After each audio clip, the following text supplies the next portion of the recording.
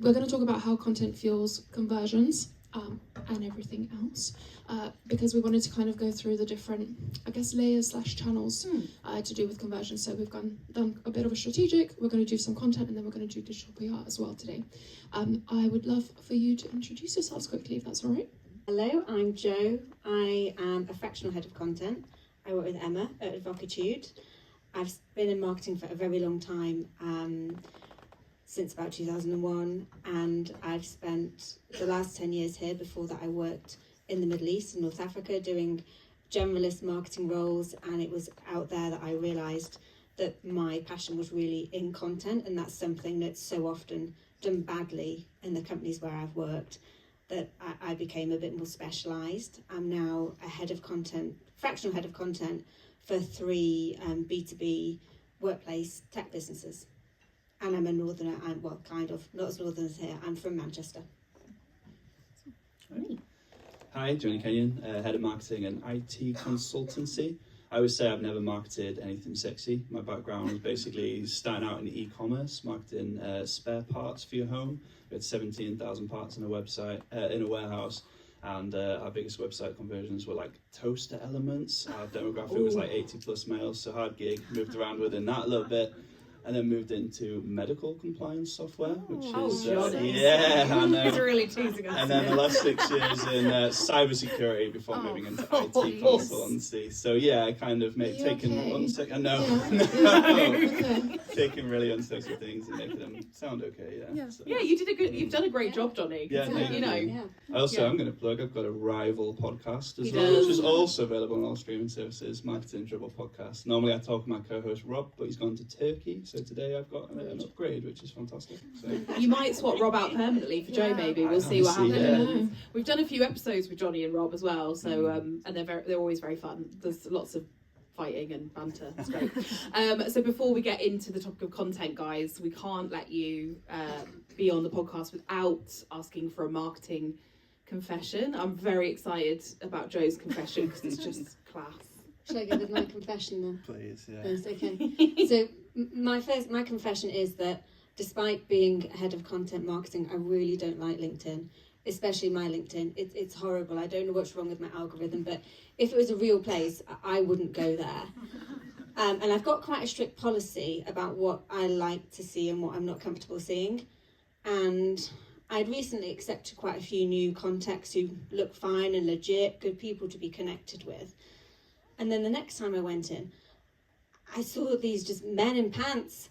And if I never met you, or probably I worked with you 20 years ago, I don't need to see you like in your swimming things early on in the day.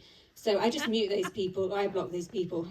Emma laughs at how quick I am to remove people. And then I realised I wasn't really getting many notifications about speaking at this event. It was kind of a bit muted. I thought, that's strange. And then I revisited my LinkedIn, and it turns out I'd actually muted a few of the people from Leadoo who had appeared on my LinkedIn in their pants. So sorry to Greg, who's not here. And Brett, who is here. And Brett, who is here. Jo blocked you. I blocked you all. I mean, that's a hard one to follow. Because we were talking about copy, I thought I'd do a typo standard. Everyone's done them. So during my e-commerce stint, moved to a company called Qualtex. Within the first week, sent out an email to their entire customer database. I can't remember the size of it. It was sizable. Made a typo in the from. So rather than saying Qualtex, I put a K in there, and it was Quacktex. Nice. So yeah, it went down super well, as you can imagine. I bet they loved it. Yeah, but you learn from it. I proofread lots now, so.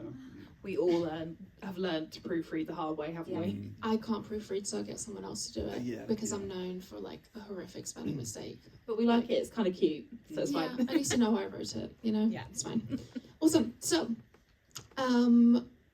we, most of the time when we're thinking about CRO, or conversion rate optimization, we're thinking about like colors and buttons and where things are placed and being able to do things on the website.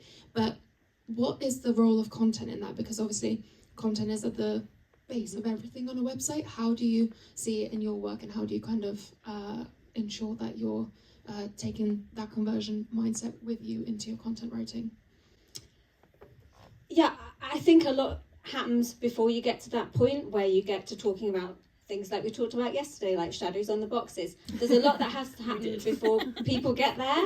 And I think especially in the types of company that I work with, which are quite large investments, they're B2B tech sales, they've probably got a very long sales cycle, maybe 12 months, maybe 18 months. There's a lot that has to go on before people actually care about what the user experience is on the website and clicking the nice coloured buttons, raspberry coloured buttons and so on.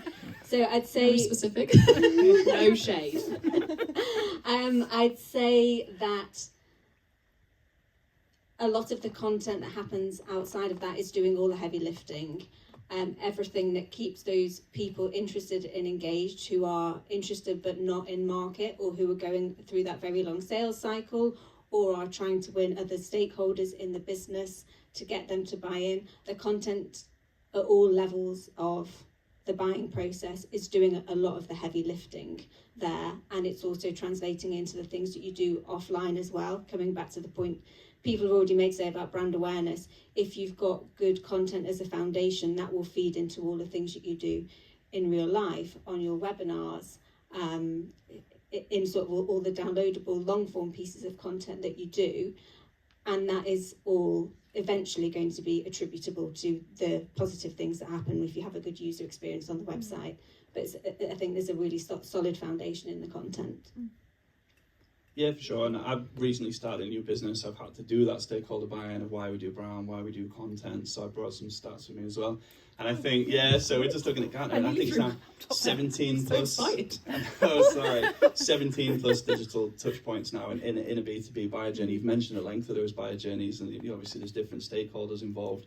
70 to 80% of that buyer journey is actually like self-serve now. Before they'll get in touch and before they'll click that shiny raspberry button or they'll talk to sales. So there's so much of it, as you've said, it does the heavy lifting, and 95% of people are not in market at any one time. So it's not always visible that it's having that impact, but it is always slogging away in the background, definitely. So put some focus on it. Yeah, and how jarring is it? I think we've all had this experience where you go to a stunning website where you're like, wow, this is sexy, and you have no fucking clue what they do, and you're like, I don't even know if I'm supposed to be here or not. Like, it's Synergizing, optimizing, oh, enabling. what's the one that's used so much? The clarity over complexity, is that the one, Joe? Oh, if I never hear that again, it will still be too soon. Sorry if that's Clarity your over tagline. complexity. Yeah. I think there's a lot of differentiation you can do with the content up front, definitely. Just thinking about what you're saying there, Jonny, about the buyer journey. I'm even thinking about one of the companies that I work with. Their product is really a new category, so people don't know, not only, well, I'll tell you what it is to make it easier to explain. So they have an app and coaching for neurodivergent people in the workplace.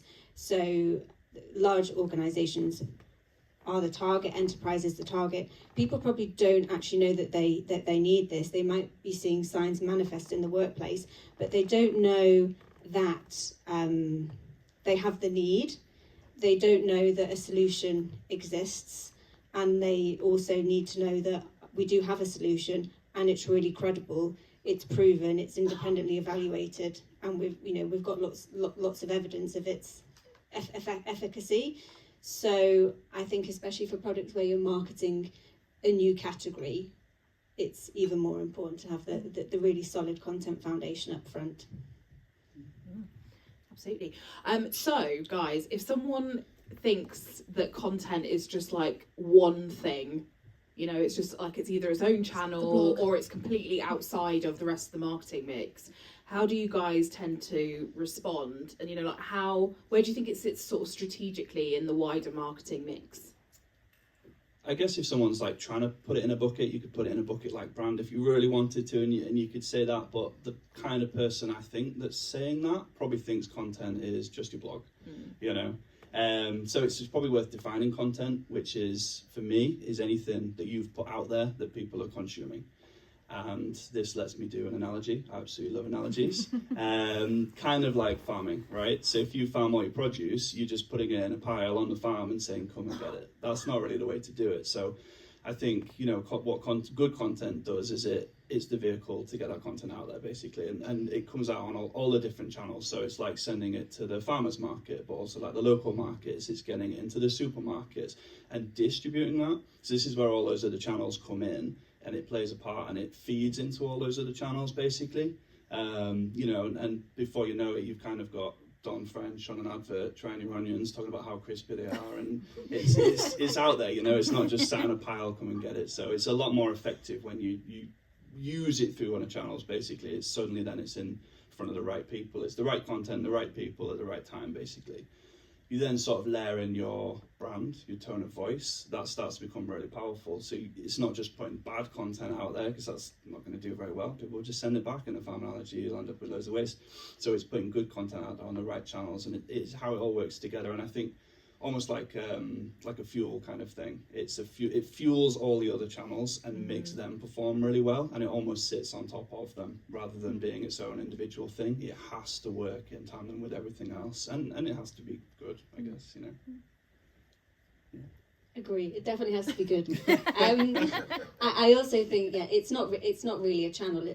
I agree. I think it's the foundation of everything else. On its own, it doesn't do anything, and I have worked with companies where they think we just send people a report, then we wait for them to buy the product, not knowing that that's not really how it works. And you can, if you've got a really good hero piece of content, a core piece of content, you can interpret that to go across all your online and offline channels, and that's where I think it's really most powerful.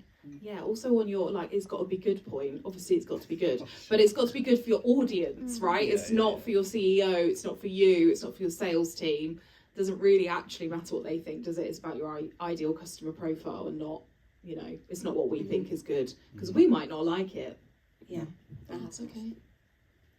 So speaking of good and quality of things, I think a lot of the times, I'm sure we've all sent out a campaign with content that we were just like, oh, this is not it, this is not right, someone edited it last minute, that someone was the CEO. But I think so I think a lot of the times we think campaigns fail on the basis of budget, but it's actually on the basis of like just the premise didn't work, the communication, the concept, the content didn't work. So what does it look like when we do have a strong campaign that's driving awareness and nurturing leads and closing deals? What's that difference there? So I think a good content campaign can do all of those phases. It can engage the people, nurture them, help to close the sales. I think it's easy if I give a bad example and a good example. A bad example is the kind of one that Emma was talking about, where it's a bit designed by committee. So both the campaigns I'm talking about, they both had enough budget, enough channels. They could have been really strong. The first one was for a leadership development company that Emma and I did a bit of work for, and they had a lot of budget, they had a really receptive audience, but they also had within the company quite a lot of powerful partners, quite a lot of strong voices.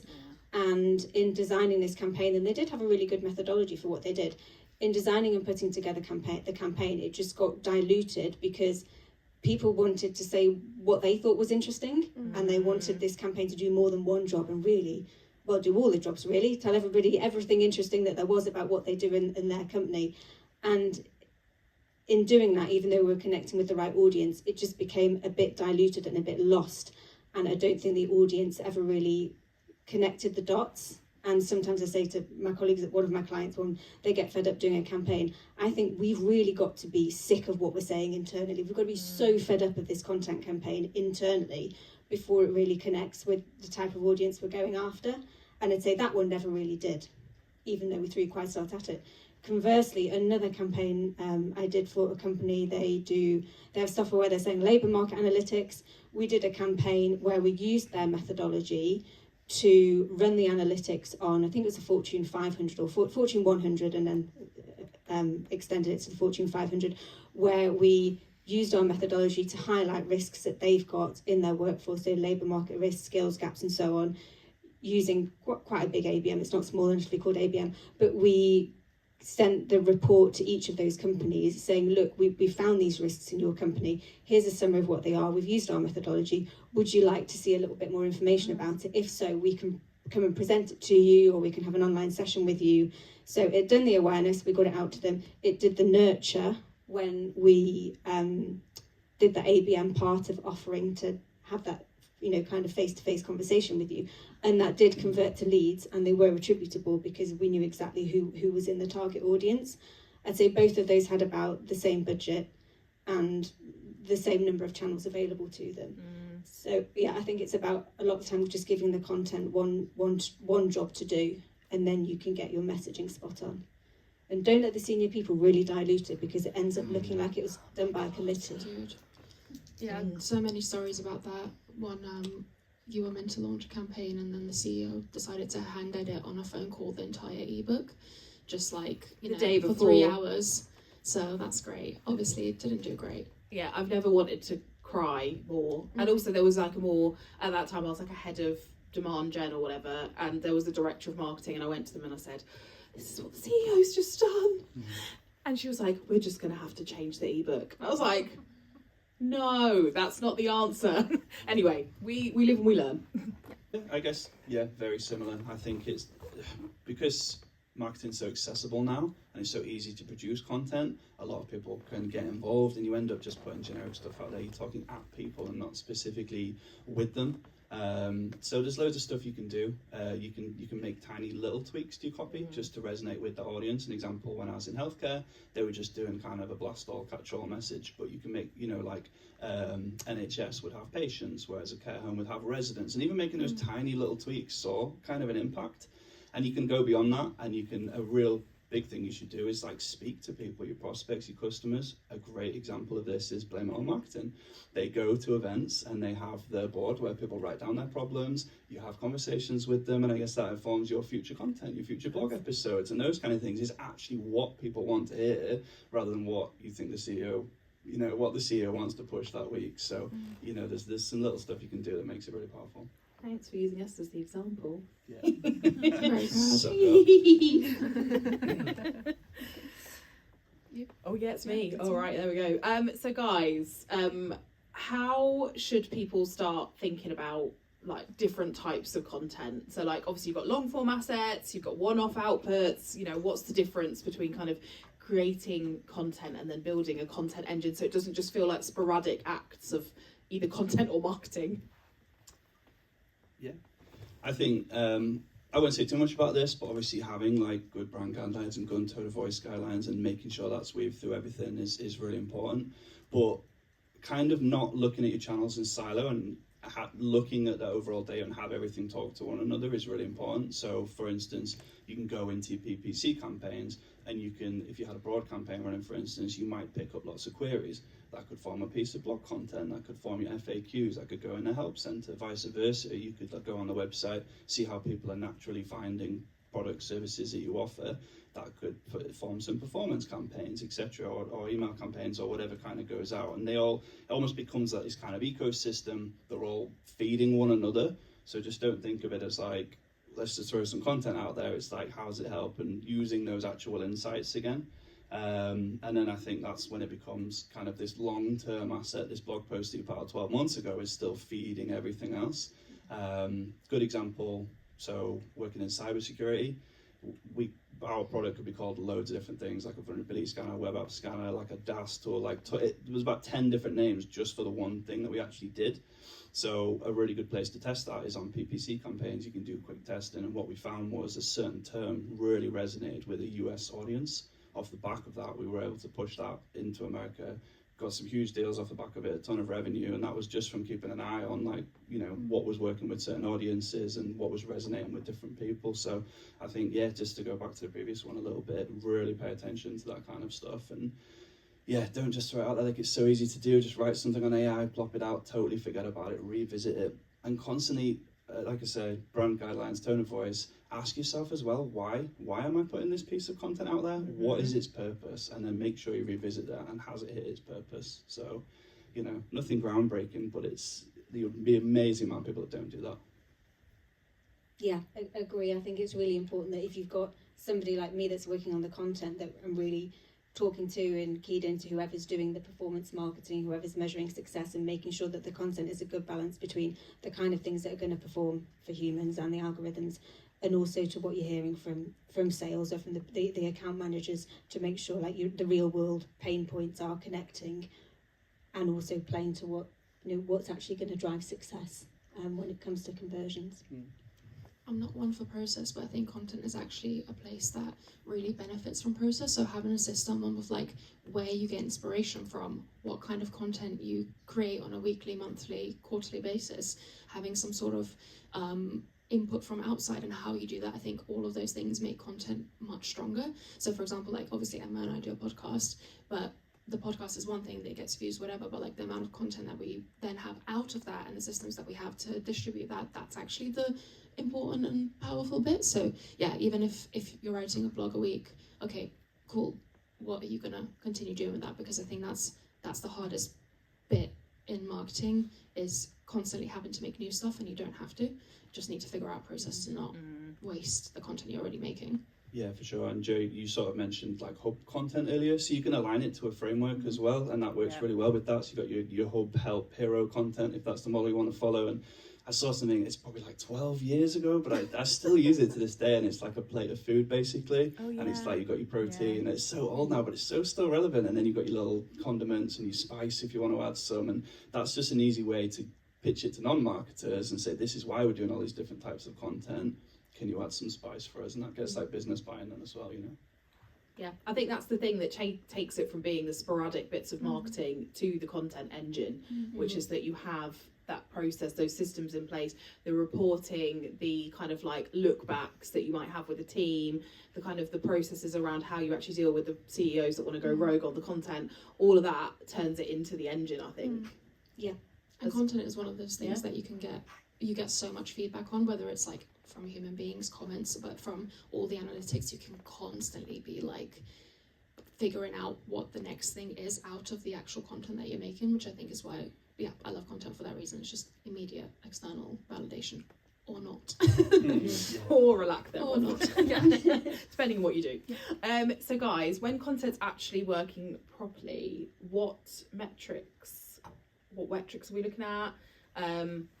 What impact should we see across the wider funnel? Jonny, you've got metrics. Is this the time? I got no, probably not. They were brilliant.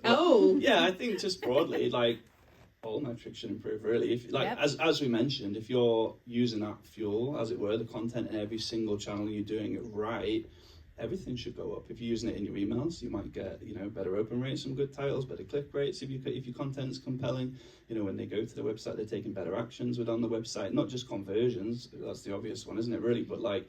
Even like ads get a better click-through rate, and like your social engagement's going to go up. And there's so many metrics we mentioned. I think in question 1, you were just saying like all these things happen before that conversion comes to fruition, and it's influencing all of these kind of leading metrics before you hit that kind of conversion metric at the end. So basically, any engagement on any channel, and a good thing is not like more traffic, but more relevant traffic. Yeah. So I've kind of come into this new business, and they were getting a lot of like digital transformation, all this really top level kind of stuff, like lots of traffic, but irrelevant. It just wasn't converting. So I've kind of reframed the whole website. We're getting a lot more relevant service related queries now, and conversions off the back of that. Less volume, because they're not as big as these overarching kind of terms, but it's a lot more relevant. So that's like a big sell, is kind of like, and then again, I come back to the why you do anything and making sure that kind of thing. But outside of all those web metrics, I guess, there's like sentiment as well. So and this is where you talk to sales, you go up and you speak to other people in the business, you talk to your help desk, what people are complaining about, that forms all your content back to the ecosystem. And someone in sales last week was saying, I just got a lead in, and they were just saying, I absolutely love the brand and the things you're talking about. And, we're trying to be more simplistic and human in our language. And it is, in IT, everyone is dark blue, dark purple. That's your 2 color choices for the website. Everyone's elevating. They're all leading, industry leading, all this kind of stuff. And we've just stripped that away. Like IT starts people, and really simple messaging. And it's quite refreshing, I think, for a lot of people. Still needs to be tested out. I think we're going to put my website up later and see if Excellent, Jonny. Yeah, we just struck that balance. So it's finding that balance. But just those kind of feedback, and then you can even like start to reduce help tickets if you're answering the questions further down the line. And there's so much you can impact across the business and all these metrics. And I think just people sharing stuff as well is like a really good indicator. Like sales saying, whenever I do a follow-up, I always send this article because people absolutely love it. And that's when your content's hitting, is when people are citing it. I was quite lucky in cybersecurity. We had loads of in-house experts. We could do original research, and we were getting picked up by like scientific papers, what do you call them, like research papers and stuff, are picking us up and quoting us, and all these little bits. And just keep an eye on that is like a really good indicator that you're doing the right thing, basically, because people are actually interested in it. That's very cool. Very cool. And I think, as we've talked about as well, Jonny, there are some offline metrics as well that it would also feed. So things like in one of my clients, we're helping to build the CEO as a real authority and thought leader in her space. She's brilliant anyway, but by giving her things like original research, I love some original research, by giving her things like that to hang the conversations off, she's now getting invited on podcasts and getting invited to speak at events. And yesterday, actually, I was just reading this morning, yesterday, this client went to an event and they got 60 MQLs in real life there. We've never done anything like out in the wild at an actual event before. So that's definitely come from our online presence and what we've been doing via ads, via the website, via email, and via social in order to create that awareness in real life. One of the coolest things I think when we worked at ClearReview is that when we used to get inbound inquiries, most of it was inbound.